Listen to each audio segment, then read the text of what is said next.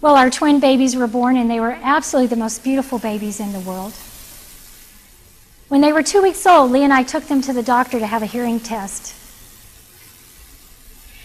The test you do with babies is you have to get them to fall asleep, and then they bring you into a sound booth. They put little electrodes on their head. They emit sounds into their ears, and then they look to see if the brain is responding. Well, I was trying to get Jenna to fall asleep while Lee was having Megan tested, and then he came out and said, there was no response. And I said, well, what do you mean? Did the test not work? And he said, no, there was no response. He said, I need you to come back. And I said, I'm not going. If one's deaf, the other one's deaf, I'm not going. And Lee said, Kelly, you need to come back. And just through the sound of his voice, just the steadfast calm, somehow he handed me the strength I needed to get up and face the inevitable. So I brought Jenna in. They put the little electrodes on her head, and there was no response. And I was in complete shock. I could not believe God had allowed this to happen. I drove home, and the way that I process pain is I have to talk about it. So the first thing I really needed to do was I needed to call people. But I couldn't call my family. That was too painful. I had to get used to saying the words first, so I decided to call the ladies in my women's Bible study. The first person I was going to call was Beth. I picked up the phone when this pain just ripped through my heart. I felt like someone had just taken the scab off an old wound. The pain was so familiar. It was the same diagnosis, the same sound booth, the same pain. My heart was so weary from hurting. I just went to God and I said, Lord, I'm willing to accept the fact that these babies are deaf. And I thank you for the way you even prepared my heart beforehand. I'm grateful for that. But God, I just ask you to please don't let it hurt as much as it did the first time. I just can't bear that. I picked up the phone and I called Beth and I told her the news, and she said, Kelly, that just can't be true, because I prayed and I really believed. It can't be true. How could this happen? I realized Beth was having a faith crisis right in the middle of my crisis. And I said, Beth, God is sovereign. He allowed this. He is going to work in and through this situation and bring glory to his name. We will see his hand up close and personal, and we will be very blessed. We are going to see his goodness. And it was so amazing, because those words that I spoke were not in my head. They came straight from the mouth of God and out my mouth. And I just found it so good of God that he would speak truth to my heart right there in that very first phone call I made, just so I could hear again and be reminded again that he was sovereign in that whole situation. About 2 weeks later, you can imagine life was a little chaotic with newborn babies and 2 other kids. So Lee and I convinced our older kids, Kayla and David, that their bedtime was 6:30. Just so you know that's possible. We'd close all the blinds, we'd give them their bath really early, and then we'd just start stretching and yawning and saying, wow, aren't you guys tired? So we'd put them in bed, and then Lee and I could just enjoy our little babies for the rest of the evening. And so one night, Lee and I were on the floor just watching them. I mean, they had these identical little bodies, and they would just be wiggling and moving, and we were laughing. We had so much joy in our heart. And Lee looked at me and said, doesn't it seem like we should be more depressed? And I said, yes, God answered that prayer. He put a cushion of comfort around our heart, and he poured peace in there and protected us from the full impact of that grief. He is so good. Lee and I began hearing a little bit about cochlear implants. We found out about a school in St. Louis where they would evaluate Kayla to see if she was a candidate. So we took her there, and they evaluated her and said, yes, she's a good candidate. You should get her a cochlear implant. And then they tested her speech, and they said that her speech was completely unintelligible. And I knew that, but having somebody else tell me just broke my heart.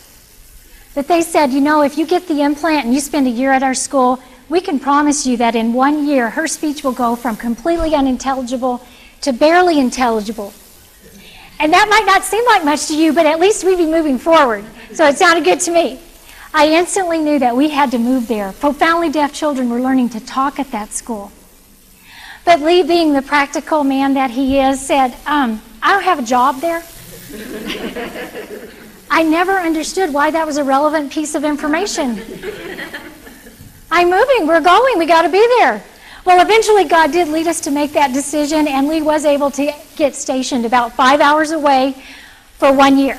So for 1 year, we saw him every weekend for about a day and a half. This began the hardest time of my entire life. I had 4 little kids. The twins were only 18 months old, and none of my 4 children could even understand each other. I was the constant interpreter. So there were a lot of fights, as you can imagine. I was constantly breaking up fights.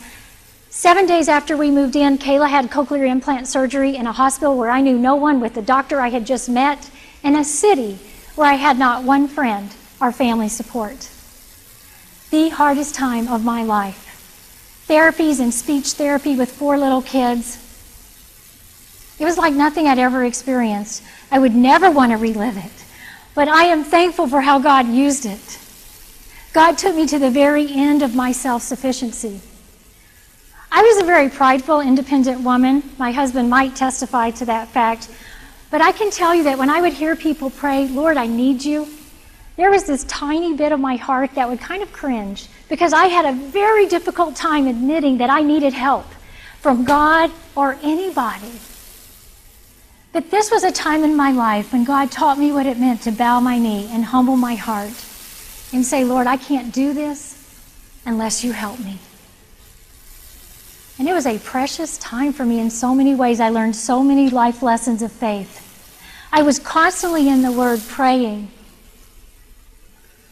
I remember I had a list of 30 verses that I kept in the front of my Bible, and I would pray them every single day. And I found out what it meant to be strengthened in the Word and sustained by His grace. But everyday life was hard. And one day I was having a particularly bad day, and it was a cold, wintry day in St. Louis.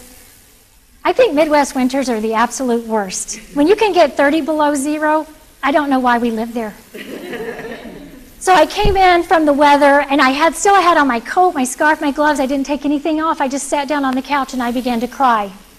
I just sobbed and I poured out my heart to God. I just told Him everything I was feeling, everything I was worried about. I laid out all my concerns. One of the biggest faith lessons that God taught me is, if I want to be someone who is controlled by truth rather than my emotions, is I need to learn how to pour out what I'm feeling and then redirect my prayer with the question, what do I know to be true? And that's what I did. And I just began to pray Scripture over and over. Lord, I know you led me here. I know you're sovereign. You're completely in control of all of this. I know you promised that you will give me grace to help in the times I need it. Thank you, God, that you are faithful. Thank you that you are my rock, my refuge, my shelter in every storm. Thank you that I can trust you. And this prayer went on for a long time. And after I prayed, I finally said, God, that was fun. Thank you. I feel so much better. I enjoyed our time together. But I am so lonely. I really want to talk to someone. So I went through a mental list of all these people I could call.